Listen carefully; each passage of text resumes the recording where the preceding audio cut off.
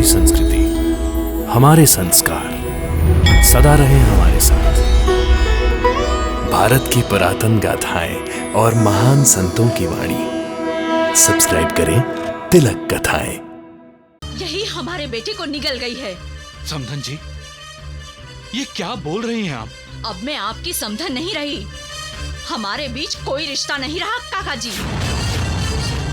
मैं जानता हूँ आप पर जो दुख का पहाड़ टूटा है, उससे आप अपनी विचार शक्ति खो बैठी। जी नहीं, विचार शक्ति खोई नहीं है, इसीलिए तो साफ साफ कह रही हूँ। सुनिए, जिस तरह अस्थियों का विसर्जन कराएं, इस मनहूस का भी विसर्जन कर दीजिए।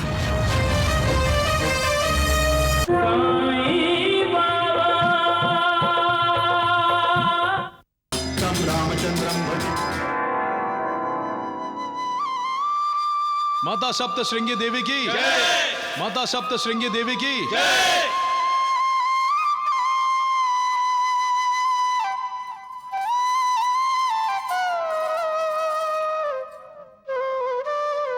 प्रणाम काका जी। प्रणाम मुझे नहीं, माता सप्त श्रृंगी को कीजिए। वर्णी गांव में तो सभी लोग बोलते हैं कि माता सप्तश्रृंगी देवी काका जी पर प्रसन्न हुई है। सबका मानना है कि आपको किया हुआ प्रणाम माता सप्तश्रृंगी तक पहुंच जाता है। आप इतने वर्षों से माता की पूजा कर रहे हैं, इसीलिए माता की आप पर विशेष कृपा है। ऐसा कुछ भी नहीं है। माँ की कृपा तो अपने सभी भक्तों पर होती है। मैं भी आप ही की तरह माँ का भक्त हूं। बोलिए, जय माता की, जय माता की, जय माता की, जय माता की। पिताजी, पिताजी। अरे माता के दरबार में शोर क्यों मचा रहा है? पिताजी जल्दी घर चलिए, माँ ने बुलाया है। क्यों, क्या हुआ? दीदी के ससुराल से कोई आया है। चलो। माँ, बाबूजी आ गए। नमस्ते। नमस्ते नमस्ते, बैठिए बैठिए। अरे चाय पानी इन्हें दिया? बेटी के ससुराल से आए हैं, सेवा में कोई कमी नहीं होनी चाहिए। चाय पी मैंने। काका जी, मैं आपको अपने साथ ले जाने आया हूँ। क्यों, सुकन्या तो ठीक है ना? आपका जमाई बीमार है।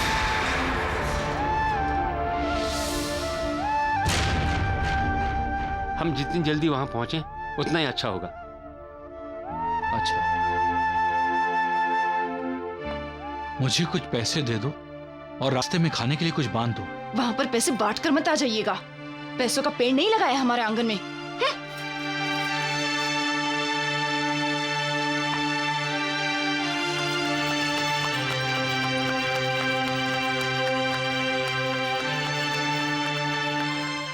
माँ, दीदी के ससुराल से जो आए थे वो अपने साथ पिताजी को क्यों ले गए? तेरे पिताजी को लूटने के लिए। सुकन्या के ससुराल वालों को तो कोई न कोई बहाना चाहिए पैसे ऐंठने का। उन्हें पता है ना, तुम्हारे पिताजी सुकन्या के लिए तुरंत दौड़े चले जाएंगे। क्यों नहीं जाएंगे? बेटी लक्ष्मी का रूप होती है, पिता भाग्य होती है। इंसान बेटे की जिद क्यों करता है? क्या फर्क है बेटी और बेटे में? बेटा होगा तो सदगति मिलेगी, ये सोच ही गलत है। सदगति तो अपने कर्मों पर निर्भर है, बेटे के अग्नि देने पर नहीं। बुरे कर्म करेंगे तो कोई बेटा हमें सदगति नहीं दिला सकता।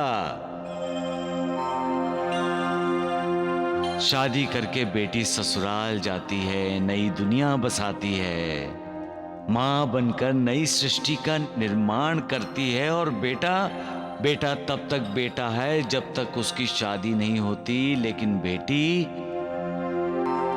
आखिरी सांस लेने तक बेटी है। ससुराल में रहते हुए भी वो मुड़ मुड़ कर अपने माँ बाप की तरफ देखती रहती है, बार बार देखती रहती है।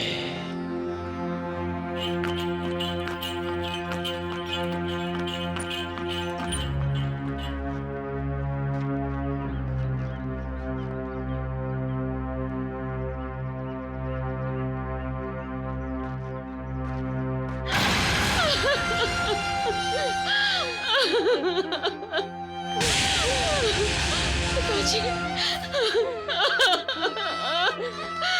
पिताजी,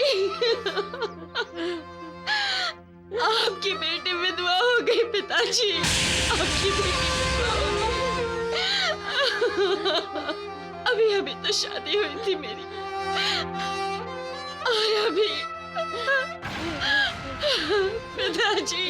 बस करो बेटी, बस करो। क्या तो किसे ही कहते हैं पिताजी। भाभी, पिताजी ऐसा क्यों हुआ? संभालो अपने आप को। क्यों हुआ ऐसा? संभालो अपने आप को। नहीं, नहीं, ठहरो, कहीं मत ले जाओ इन्हें। मत ले जाओ इन्हें, मत ले जाओ। नहीं, कहीं मत ले जाओ इन्हें।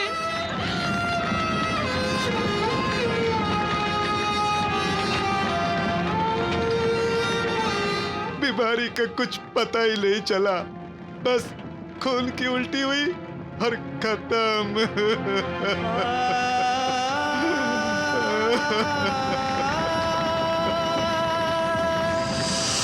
पिताजी, हमें आशीर्वाद दीजिए। सदा सुखी रहो, सदा सुहागिन रहो।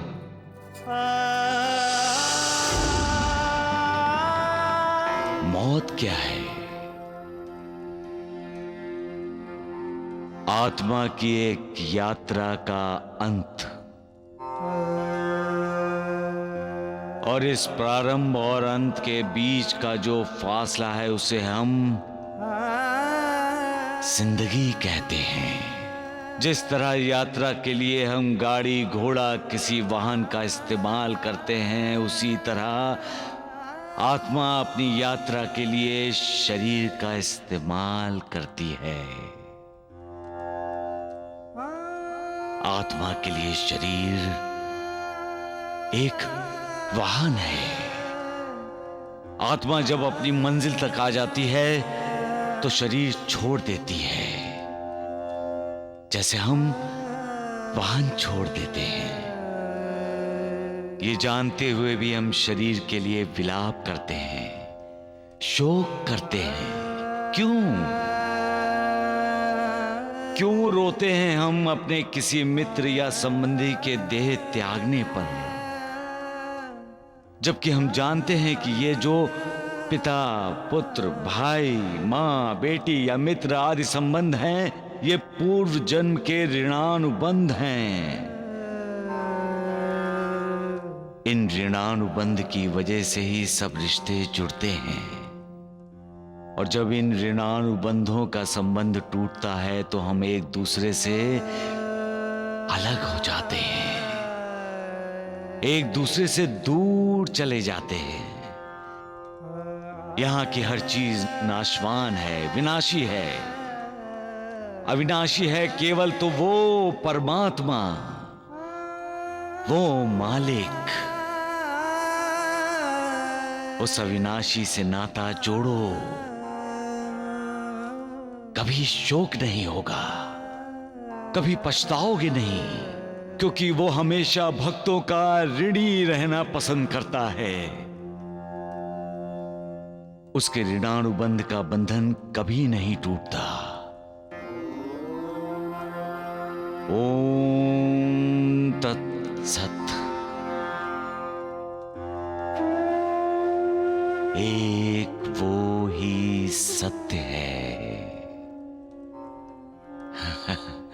बाकी सब असत्य है।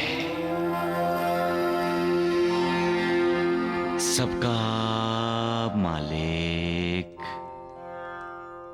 एक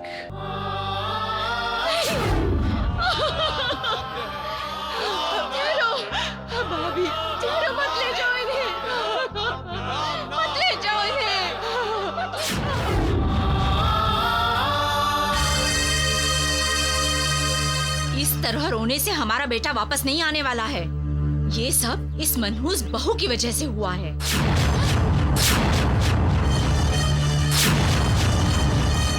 यही हमारे बेटे को निगल गई है। समधन जी, ये क्या बोल रही हैं आप? अब मैं आपकी समधन नहीं रही। हमारे बीच कोई रिश्ता नहीं रहा काका जी। मैं जानता हूँ आप पर जो दुख का पहाड़ टूटा है उससे आप अपनी विचार शक्ति खो बैठी।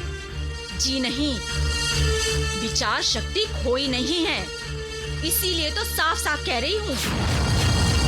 सुनिए, जिस तरह अस्थियों का विसर्जन कराएं, इस मनहूस का भी विसर्जन कर दीजिए।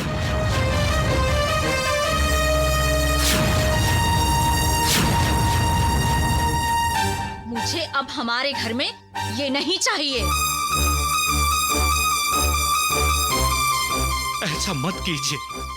जो कुछ भी हुआ उसमें उस बेचारी सुकन्या का क्या दोष? हाँ हाँ, सारा दोष तो हमारा ही है, क्योंकि आपकी बेटी को हम अपने घर की बहू बनाकर जो ले आए। अब आप बैठे ही रहेंगे या? गंगाधर पंत, मेरी बेटी मनहूस नहीं है, इसे मत ठुकराइए। शादी के बाद ससुराली लड़की का उसका अपना घर होता है, उसे बेघर मत कीजिए। आप उसके पिता बन जाइए। गंगाधर पंत, मुझ पर मेहरबानी कीजिए, दया कीजिए मुझ पर, दया कीजिए। नहीं,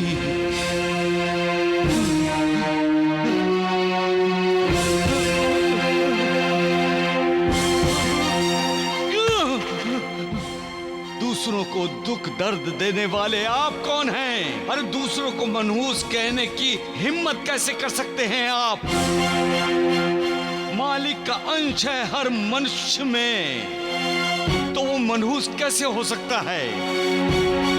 अरे आप भी मालिक के वैसे ही बंदे हैं जैसे और हैं। अरे दूसरों के आंसू पोंछने की बजाय आप उन्हें रुलाते हैं।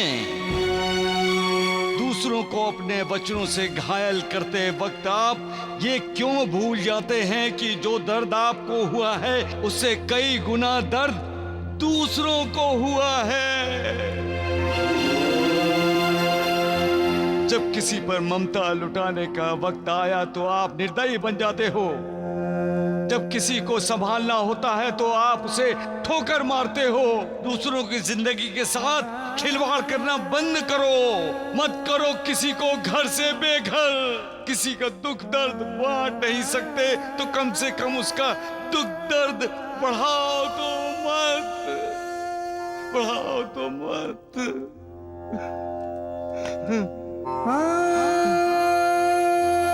मालिक,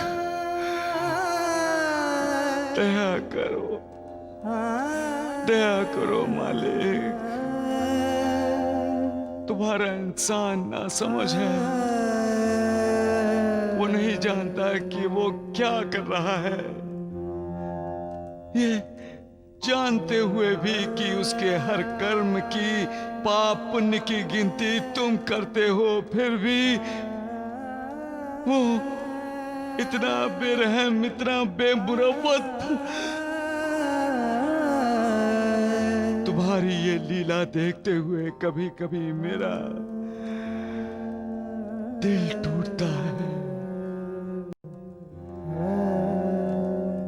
मैं घायल होता हूं। कभी कभी मैं भी निराश सा हो जाता हूं। मुझ पर इतना करम करो मालिक कि जिस कार्य के लिए तुमने मुझे यहाँ भेजा है वो कार्य मुझसे पूरा तो हो मालिक, पूरा तो हो मालिक।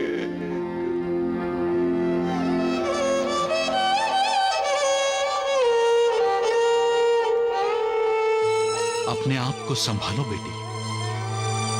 अब ससुराल ही तुम्हारा घर है। तुम्हारे सास ससुर ही तुम्हारे माता पिता हैं। पिताजी, वहीं जाकर मैं माता सप्तशृंगी देवी से तुम्हारे लिए प्रार्थना करूंगा, उनका आशीर्वाद मांगूंगा तुम्हारे लिए।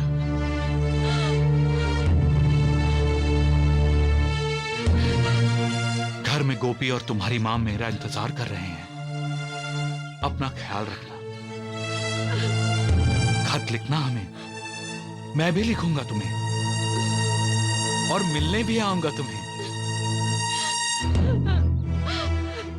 अच्छा, मैं चलता हूं।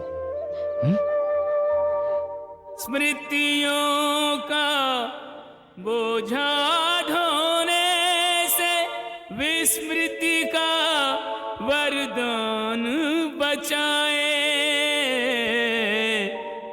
हर जन्म के नाते याद रखे तो प्राणी पागल ही हो जाए। पिताजी, मुझे भी अपने साथ ले जाइए पिताजी, मुझे भी अपने साथ ले जाइए। मुझे यहाँ छोड़कर मत जाइए, मुझे यहाँ छोड़कर मत जाइए पिताजी। पिताजी, मुझे यहाँ छोड़कर मत जाइए पिताजी। मालसापति,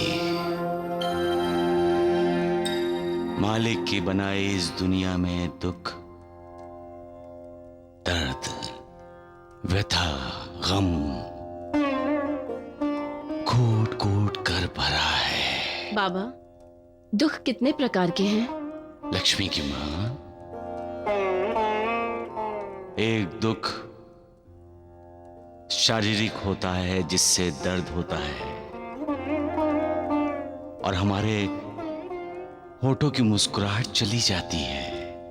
जब हम जो चाहते हैं वो हमें नहीं मिलता तो मन में जो दुख होता है उसे मानसिक दुख कहते हैं।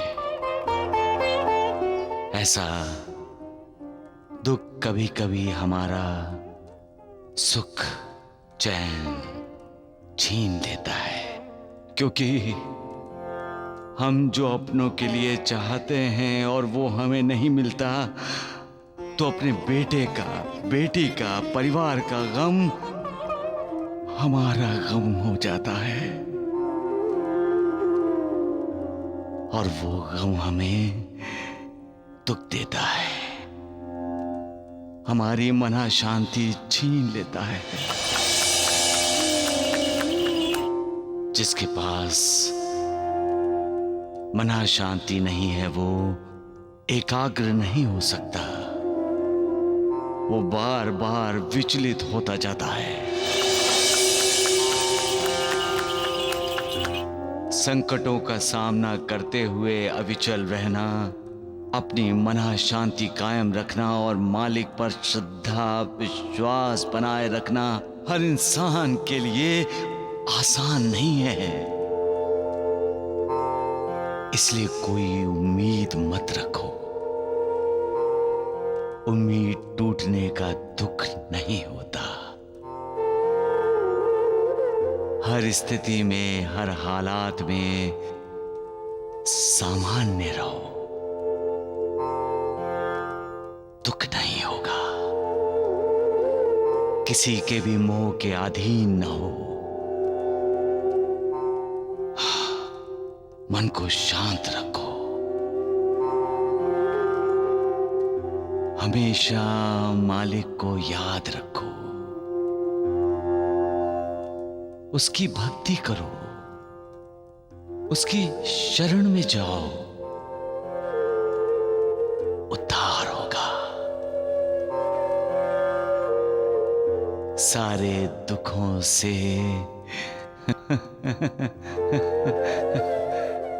मुक्ति मिल जाएगी।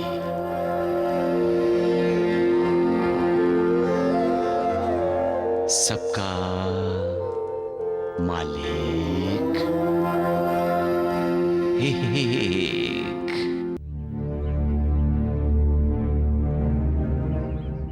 कहाँ गई थी तू? पिताजी गए हैं, उन्हें देख रही थी। वो गए तो तू क्यों नहीं चली गई उनके साथ? क्यों हमारे पीछे पड़ी है तू? बंद कर ये टप टप टप आंसू। मैं तुम्हारे आंसुओं से पिघलने वाली नहीं हूँ। गलती से तुम्हारे ससुर ने तुम्हें यहाँ आश्रय दे दिया। उनके उपकार मान। मेरी इजाजत के बगैर घर से एक कदम भी बाहर निकाला ना तो मुझसे बुरा कोई नहीं होगा। चल जा अंदर। तेरा बाप नहीं आने वाला यहाँ चूल्हा चौका करने। माँ जी, मुझसे अगर ऊंची आवाज में बात की ना तो जबान खींच लूंगी तेरी। चल जा अंदर।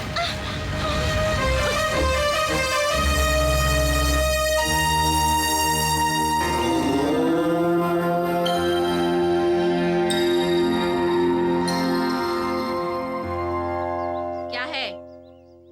हमारे दरवाजे पे क्यों खड़े हो? जाओ जाओ यहाँ से। इतना गरूर मत कर बच्ची। वो ऊपर वाला सब देख रहा है। वो हर तरफ, हर दिशा, हर जगह है।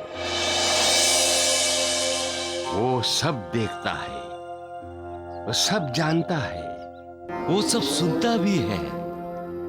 जब कोई किसी को दुख पहुंचाता है तो वो भी दुखी होता है। जब कोई किसी के लिए फिक्रमंद होता है, दूसरों के लिए खुद दुखी होता है।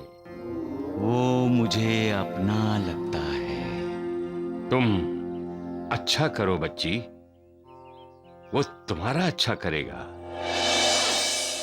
पता है मैंने किसी का बुरा नहीं किया, फिर भी मेरा बेटा मर गया। जिंदगी और मौत तो उस ऊपर वाले के हाथ में है। इंसान की किस्मत में जो लिखा हुआ है उसमें कोई बदलाव नहीं ला सकता। उसके लिए अपने बहू को जिम्मेदार मानना गलत है बच्ची।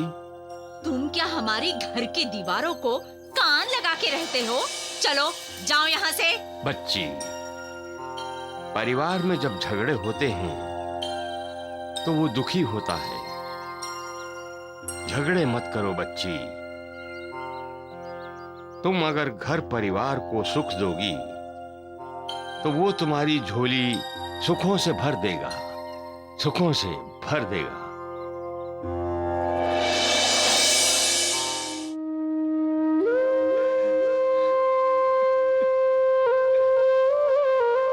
क्या हुआ? बार बार आंखें क्यों पोंछ रहे हैं? इस तरह रो क्यों रहे हैं आप? मैं पापी हूं उषा। मैं पिता कहलाने के लायक नहीं हूं। पिता अपनी बेटी का लालन पालन करता है, संकट की घड़ी में उसकी रक्षा करता है, उसका सहारा बनता है। आपने ये सब किया है अपनी सुकन्या के लिए? नहीं उषा, मैंने ऐसा कुछ भी नहीं किया। मैंने अपनी बेटी को केवल निराशा दी है। वो मुझ में सहारा ढूंढ रही थी, मैंने उसे सहारा नहीं दिया, छोड़ आया उसे वहीं। उषा, वो मेरे तांगे के पीछे भागती आ रही थी, चिल्ला रही थी, पिताजी मुझे छोड़कर मत जाइए, मुझे अपने साथ ले लीजिए। लेकिन मुझे भी अपने साथ ले चलिए पिताजी, मुझे छोड़कर मत जाइए। लेकिन मैंने सुनकर भी अनसुना कर दिया, देखकर भी अनदेखा कर दिया, और वो भाग भाग कर थक गई और मैं चला आया। धिक्कार है मुझे, धिक्कार है मुझे, धिक्कार है। अगर मैं सुकन्या को साथ अपने घर ले आता तो समाज क्या कहेगा, इस विचार से डर गया था मैं। लेकिन अब ऐसा लग रहा है कि मैंने गलती की। जन्मदाता होकर भी मैंने अपनी बेटी को ठुकराया। अब ससुराल में उसके आंसू कौन पोंछेगा? कौन उसे सांत्वना देगा? कौन उसके हौसले बढ़ाएगा? उसके घायल मन पर ममता का बरहम कौन लगाएगा? वो वहां अकेली है, कोई नहीं है उसके साथ। मां बाप के जिंदा होते हुए भी हमारी बेटी अकेली है। मां सप्तश्रृंगी देवी भी मुझे क्षमा नहीं करेगी।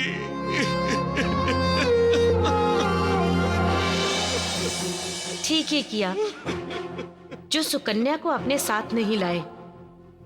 लाते तो मैं उसे धक्के मार के बाहर निकाल देती। सुकन्या, ओ सुकन्या, कहाँ है तू? जी माँ जी। चल बैठ चुपचाप यहाँ पे। क्यों माँ जी? सवाल मैं करूंगी, तुम नहीं। मैं जो कहूंगी वही तुमको करना पड़ेगा। बैठ यहाँ पर, बैठ। गुंडप्पा, जी माँ जी। इसके घने लंबे बाल काट दो।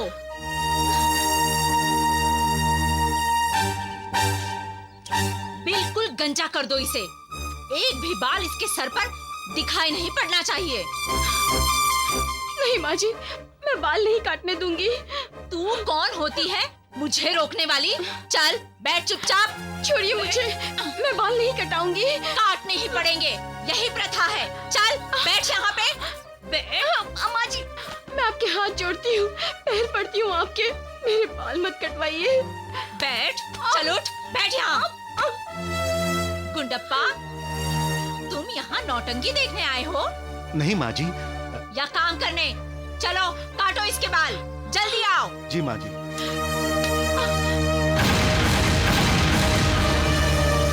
बैठ।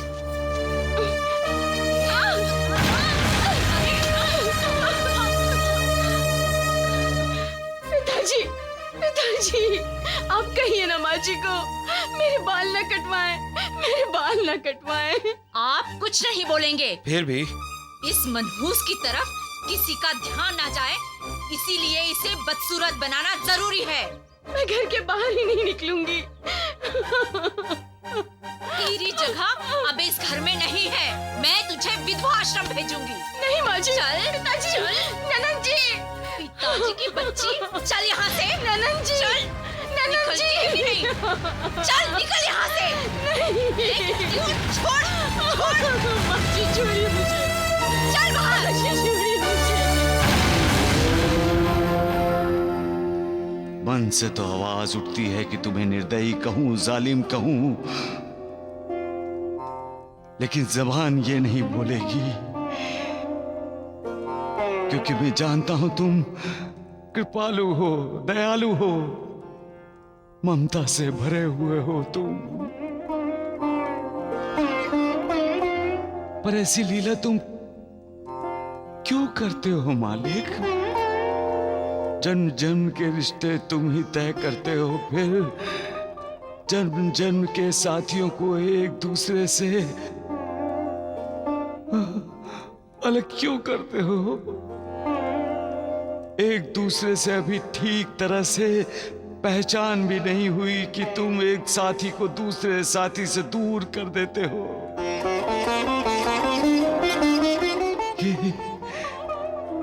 ये बिछड़वा क्यों देते हो?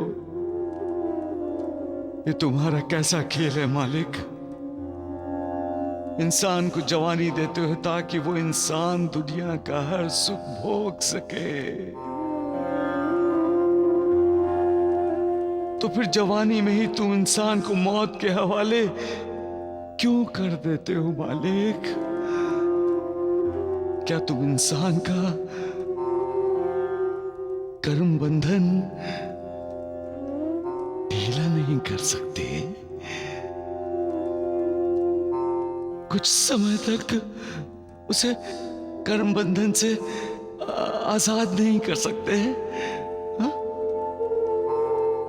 इंसान अपने पूर्व जन्मों के कर्मों से अनजान होता है, इसलिए इस जन्म में जब वो अपनी बदनसीबी को कोसते हुए रोता है, आक्रोश करता है, तब वो आक्रोश सुनकर उसका दर्द महसूस करके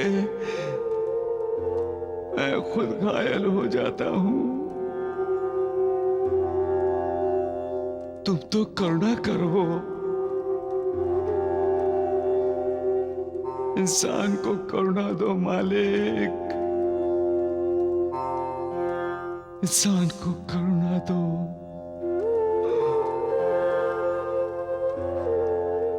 उसके अपराधों को क्षमा दो, क्षमा कर दो मालिक, क्षमा कर दो।